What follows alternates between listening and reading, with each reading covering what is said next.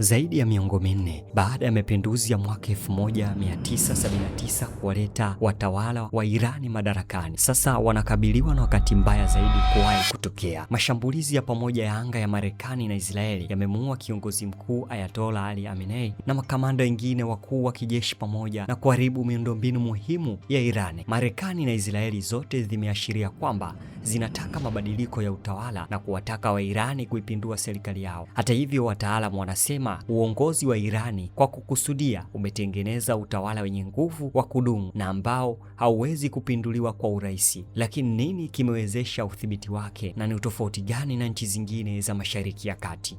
Namba moja, muundo wenye msingi. Muundo huu hufahamika kama unakata kichwa kimoja, vipya vinachipuka. Muundo huu husisha taasisi zilizochaguliwa na taasisi zisizochaguliwa. Mfano, taasisi zilizochaguliwa huhusisha jopo la wataalamu, rais, baraza la mawaziri, bunge na baraza la uongozi. Nazo taasisi zisizochaguliwa huhusisha kiongozi mkuu, jeshi, mkuu wa mahakama, baraza la kisheria. Tangu kupinduliwa kwa utawala wa kifalme wa Irani, Jamhuri ya Kiislamu imeendelea kujenga mfumo wa kisiasa uliopangwa kunusuru majanga kama majaribio ya mapinduzi. Hii inajumuisha taasisi inayodhibitiwa vilivyo, ufundishaji wa kiitikadi, mshikamano wa wasomi na upinzani uliogawanyika. Ni muundo wenye msingi wa unakata kichwa kimoja, vipya vinachipuka, anasema Sebastian, mtafiti wa Mashariki ya Kati katika taasisi ya kisiasa ya Ulaya nchini Ubelgiji. Ni muundo wa utawala wenye uzoefu wa kubadilika na kudumu hata wakati uongozi wao unaposambaratishwa. Mtoto wa Khamenei, Ali Khamenei,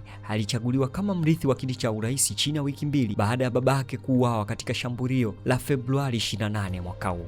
Ali Khamenei anatarajiwa sasa kuendeleza utawala wenye msimamo mkali wa baba yake. Wataalamu wanahoji kuwa tofauti na nchi kama vile Tunisia, Misri, Syria ambako viongozi walipinduliwa, Irani imeweza kukabiliana vyema na mitikiso ya nje ya aina hiyo kwa sababu ya vyombo vyake vya usalama vinavyoendeshwa badala ya kufanya kazi chini ya udikteta wa kawaida unaohusishwa na mtu mmoja. Irani ina utawala wa kiima wenye kujumuisha watu wengi, muungano kati ya wafuasi wanaoamini uongozi wa Uislamu katika siasa na utaifa wenye msimamo mkali wa Irani. Mamlaka imegawanywa katika vituo vingi ikiwemo vyombo vya kidini, vikosi vyenye kujihami na sehemu kubwa za uchumi. Hii huzidi kuufanya kuwa mfumo mgumu zaidi kuangusha utawala huo kuliko udikteta wa kiongozi. Mashirika mengine yenye nguvu ni pamoja na baraza la uongozi ambalo linaweza kupiga kura kwa ajili ya sheria na wagombea wa uchaguzi. Hii inapunguza zaidi uwezekano wa kuunda kundi lolote moja kuanzisha pingamizi kubwa dhidi ya serikali. Wakati Irani inachukuliwa kwa kiasi kikubwa kama utawala wa kiimla,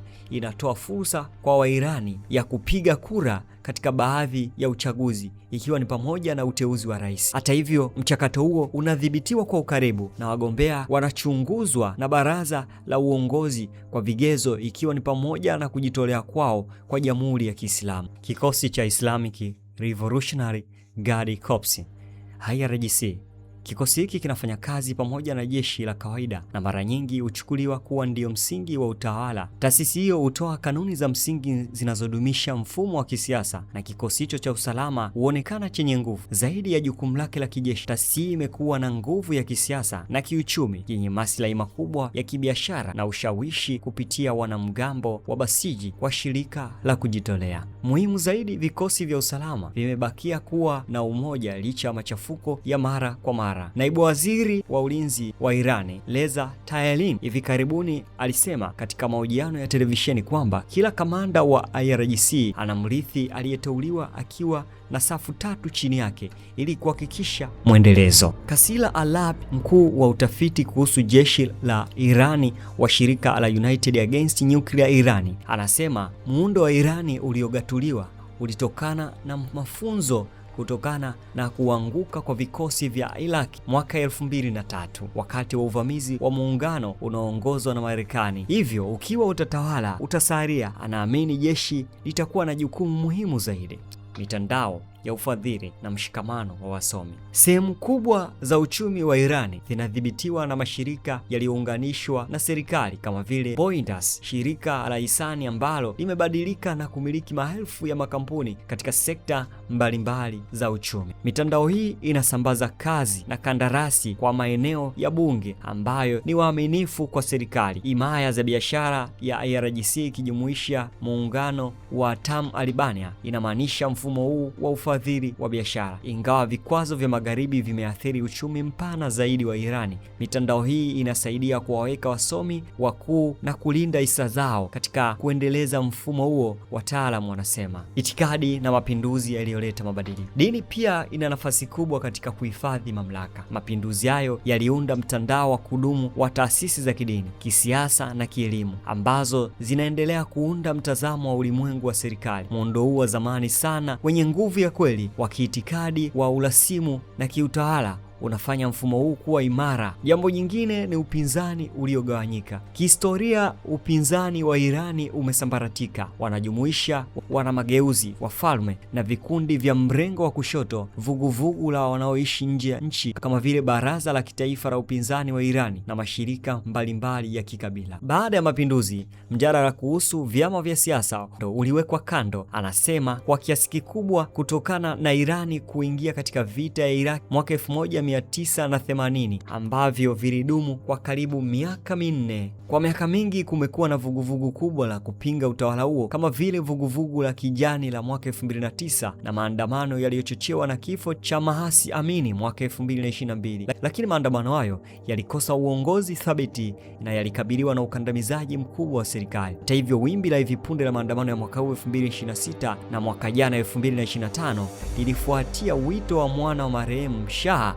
aliye uhamishoni na siku ya utekelezaji duniani, yani Global Day of Action. Irani pia inaendesha mojawapo ya mifumo ya uchunguzi wa hali ya juu zaidi katika kanda yenye kuzima mtandao mara kwa mara, ufuatiliaji unaowezeshwa na AI na vitengo vya mtandao vinavyolenga wanaharakati wa nje ya nchi. Jambo jingine, tahadhari ya umma na kwa nini unasambaratika. Kwa miaka mingi Wairani wengi walisita kushinikiza mabadiliko ya utawala baada ya kushuhudia kusambaratika kulikochangiwa na uingiliaji kati ulioongozwa na Marekani nchini Afghanistani, Iraki. Alisema kiongozi mkuu kuwa matokeo ya vuguvugu la Waarabu yalizidisha tahadhari, lakini anasema hii sasa imebadilika, huku Wairani wengi wakihisi kuwa serikali haiwezi tena kutoa mahitaji ya kimsingi kuanzia ajira hadi maji safi, huku wakiongeza nguvu ya kikatili na kukandamiza upinzani. Ukandamizaji wa kikatili wa Januari dhidi ya wimbi jipya la maandamano ambapo maelfu waliuawa kufuatia baadhi ya maandamano makubwa kuwahi kuonekana nchini uliharakisha mabadiliko haya. Anaongeza kiongozi huyu mkuu, anaongeza kuwa kati ya Wairani wa mtazamo wao kwa serikali, Wairani wenye umri mdogo ambao wengi wao wameelimika sana, wameunganishwa kimataifa na kushawishiwa na mitandao ya kijamii, wanakataa utawala huo wakiuona kuwa ufisadi,